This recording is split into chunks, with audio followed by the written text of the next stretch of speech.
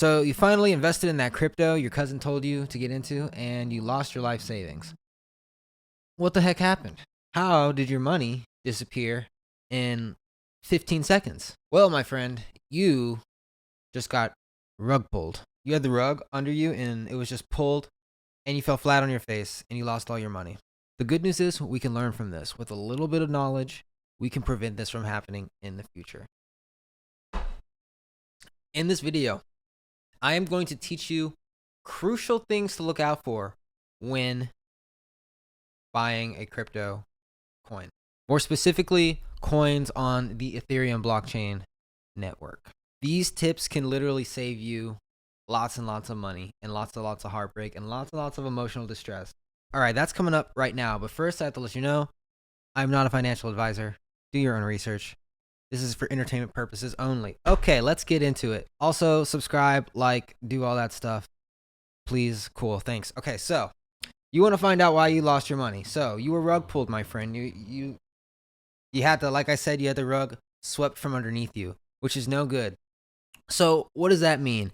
Basically, I'm going to assume you're familiar with crypto terminology, but if you're not, I'll just try my best to explain. So basically, every coin is on the blockchain, right? And the blockchain is a public ledger. Now, each wallet holds a certain amount of these coins, which are actually called smart contracts. Now, there are large holders of these coins, and they are called whales. They hold a large proportion of the total amount of the smart contracts distributed throughout all the wallets on the blockchain. A perfect example of this would be, you know how like a couple people have like most of the money in the world? That's basically an example of a whale. Like Jeff Bezos, Bill Gates, those are like whales in like real life. When somebody has 50% of the total supply of a coin, and the coin is just doing its thing, it's moving along with the laws of supply and demand, and then 50% of the supply is sold at one time, the whale dumps their supply, that literally plummets the price action because there's so many being sold and not enough being bought. The smart contract becomes really cheap. And then what whales usually do, if they don't just abandon the coin and take their profit, is they will buy back at the cheaper price, which will shoot the price back up because everyone else is panic selling because they don't want to get wrecked. And then they'll have accumulated so much more token at a cheaper price, and then they'll have an even larger supply. It's really quite an interesting phenomena. And, you know, the good thing is about, and this is why I love the time we're in, I love crypto, I love blockchain so much, is mainly because of this. Because everything is public. So you can hop into a trade knowing full well whether or not a whale is going to literally eat you for dinner or not. So how do you do that? Okay, so let's hop on over to DeFi Tools over here. This is my computer. Hello.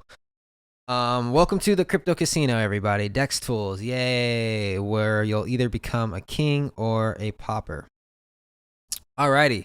I was wrong about Rick and Morty. It's only the quick side note. Rick and Morty isn't trending anymore. That sucks. It's literally the day after I say something, the opposite happens. So like, just do the opposite of what I do and you'll be fine. Not financial advice, entertainment purposes only.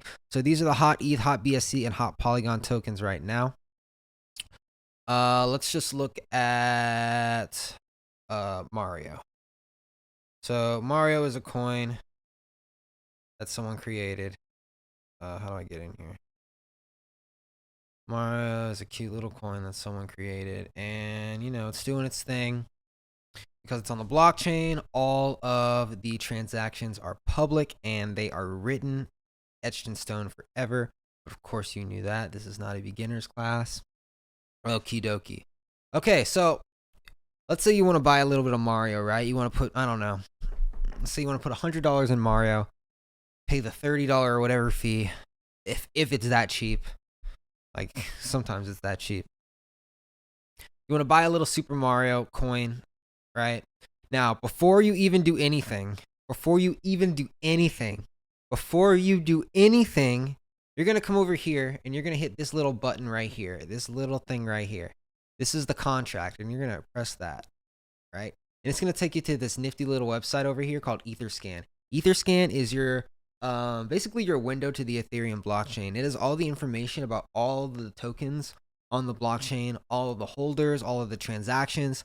This well, this is basically your Bible for providing you with useful information on whether or not you're gonna hop in and out of a trade with success. If you don't look at this and you just buy, you're literally shooting blind. So good luck with that. So anyway, if you don't want to spend your if you don't want to lose your kid's college tuition, what you're gonna want to do is come over here, and just so you know, you might lose your kid's college tuition even if you do this, but I believe it's less likely. So come over here and press holders. Okay, so what we can see is we can see all the wallets that are holding this coin. Now, a whale would hold an incredibly disproportionate amount, like 45%. So now, I think that this particular address right here isn't a whale, and I'll tell you why right now. But let's just say it was a wallet and it was holding 45% of the total supply. I would run away from that as fast as I can, and like literally maybe even delete your browser history, just scrub that thing clean, because you should never ever touch a coin where 45% is being held by one wallet, unless it is the official contract, which it looks like right here. So Etherscan will tell you the official if it's the official contract. The contract is basically, I guess you could say, it's the god that created all the token that it's representing. It has all the information. So 45%, if I am wrong about this part right here, let me know, but I'm pretty sure I'm right.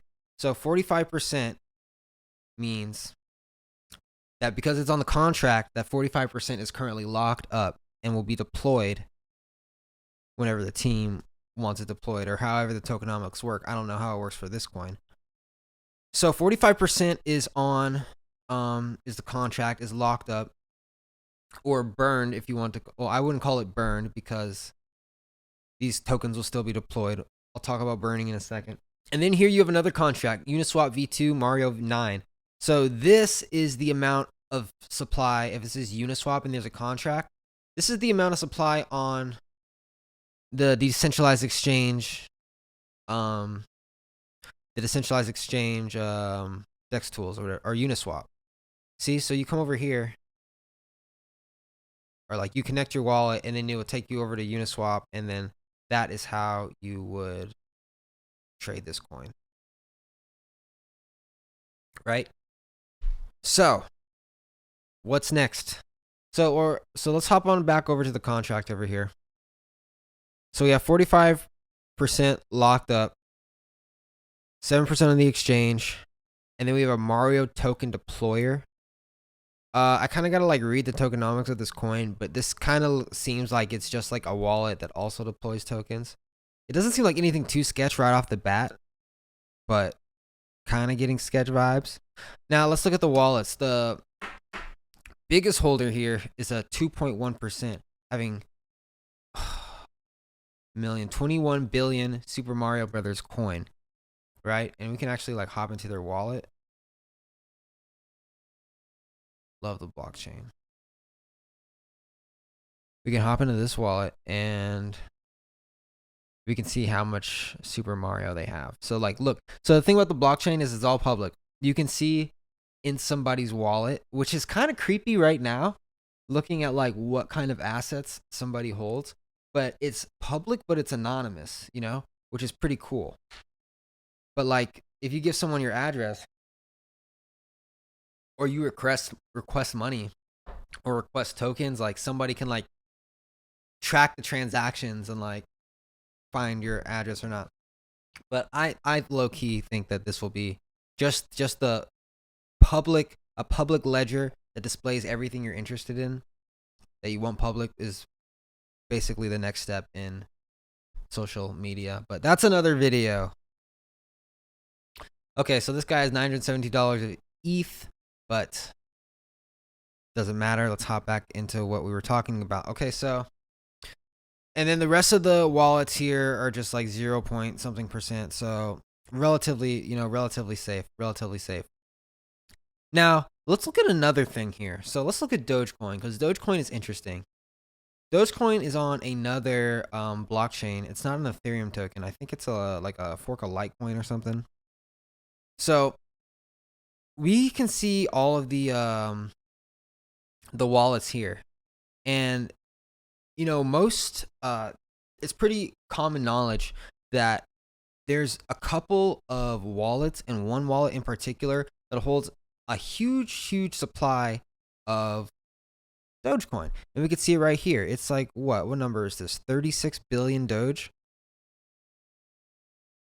And then the number drops to 5.3 billion, 5 billion, 4 billion, 1 billion, 1 billion. Then come to here, it goes to 1.1 billion, right? 5, 4, 3, 2, 1 billion, 1 billion, 1 billion, 1 billion, 915 million. But yeah, see, look at this. 36 billion, 5 billion. Now, there's rumors that this wallet could be Robinhood, because Robinhood doesn't give you your actual crypto keys yet. They're supposed to, but. And like, there's a rumor that like they're the wallet, and when you buy Dogecoin on Robinhood, they just like give it to, or they like hold it for you and say you have it, which is like kind of defeats the purpose of crypto, but whatever. Do your own research. But yeah, so this would be a perfect example of a whale. This is a huge proportion of the Dogecoin supply. Let me just see if we hop over here. If I just Google Dogecoin whale wallets, and it's tracking all the Dogecoin whale wallets. I love this. I love the blockchain. So anyway, so this one right here is holding 27%. Whale alert. And you can actually Google like whale tracking for like probably only the popular coins. But yeah, this looks like a pretty cool tool. Last sold never. So this this one probably lost their account. So anyway, yeah, it seems like 27% is being held. It looks like it's pretty active. Last sold April 12th. That's by September 30th. So there's rumors that it's Robinhood. Who knows? But yeah, I would definitely be wary. Now you know how to look for. Now you know how to look for whales. I would say anyone holding more than 5%, maybe even like 3%, anything more than 3%, I would say, is sketch. Yeah, because like there's just already enough volatility as it is. So if you play your cards right, you can actually trade your way up to being your own whale. Buy high, sell low. You know the drill. Not financial advice. Let's go ahead and take a look at another token. Class is still in session. Do not pack up. Let's take a look at Starl here. God, I had Starl day one. Sold for what? Maybe a $90 profit. Like, dumbass. And look at this. Like, Starl has just been crazy ever since. It's just been going nuts. Just, could have sold up here. Okay, so anyway, let's go ahead and take a look at this contract. Dun, dun, dun, dun, dun, dun, dun. Take a look at the holders. Okay, so somebody's holding 5.8%. Somebody's holding 5.8%. Let's take a look at what this is. It looks like it's just the token itself being deployed. So Starlink is it looks like it's pretty safe. Somebody has 2.6%, which is kind of a lot. 2.4 mil. But and as you go down, it gets like less and less influence. Now you know what to look out for. If somebody is chilling with 50, 60, 70, 80%. I saw a coin with 80% being held by one wallet once. Like, come on. Like, gosh darn. You're going to get honeypotted. Now, honeypotting is when somebody sells and you're literally losing all your life savings, and then it's plummeted to the bottom, to the floor, and there's no one left to buy it. You're stuck with that worthless coin. So good luck with that. I have like 300, 400, hundreds of dollars just locked up that I can't even touch because there's no one there to buy that horse. Now, sometimes in many cases, which is getting pretty popular, developers will do something called burning tokens, which will actually affect the price. So I know Sheeb did this, and I don't know like what percentage of it they did, but let's pretend it was 50%. So let's say you have 100 coins. Let's say you have 1,000 coins, and 50% of the supply was what we call burned. So 50%, 5,000 coins. I'm sorry, 500 coins is sent to a wallet, and then the private keys are thrown away so that nobody has access to the wallet. So basically, that half the currency is just like it's just gone. No one has access to it, and that makes the current supply, the circulating supply, twice as valuable. So sometimes, and be extra careful with this because I know a lot of teams and developers be lying. They say they burn their tokens, but they literally it's just their personal wallet, and they're just just building wealth. Just building wealth by literally just doing nothing. But sometimes in many cases, like they'll actually like burn the keys, and that'll make the coin more valuable. A lot of coins will burn tokens over time, so that over longer periods of time, they're able to control the price a little more instead of just like burning it all at one time or burning it all at the very beginning. It's a very popular practice to with Ethereum coins. Sometimes the developers will send the coin, half the coin or whatever the burn rate is, the burn amount is, to Vitalik Buterin, the co-founder of Ethereum. This actually happened with Sheeb. They sent him a certain amount of the supply of Sheeb without his consent, by the way. And it was just sitting in his wallet for a couple months, and then I guess he realized it and sent. It was about like $1 billion worth of Sheeb, and he sent it to India for India COVID relief aid, which is pretty cool. And that brought a lot of attention to the coin as well. So yeah, that's basically rug pulling in a nutshell. When somebody has so much of the coin that if they sold, the price would tank, and then they just buy it and then they shoot it back up. So they're basically whales. They're price manipulators. They're called whales because whales, make waves. I think. I don't know. I'm not a marine biologist. So yeah. So hop into Etherscan. Hop into BSC scan. Like you can for sure like every coin has like one of these. Whatchamacallit, one of these contracts. Even on the Binance chain. So here I am on the Binance chain, the Binance Casino. This one's called BSC scan. Same thing, same layout. It's just Binance coin. And Polygon. Polygon is another blockchain, but it is a side chain of the Ethereum network, so it's not completely separate. But yeah, Polygon scan. Look at that, same thing. See, this one looks cooler because it's purple. Alrighty, so thanks for watching. Hopefully you watch to the end. Hopefully you learned something. Once again, not financial advice. Do whatever you want with your money. This is for entertainment purposes only. You lose your money, I'll lose mine, and we'll both be fine. Anyway, go ahead and like and subscribe, and yeah, I'll catch you in the next video. Later.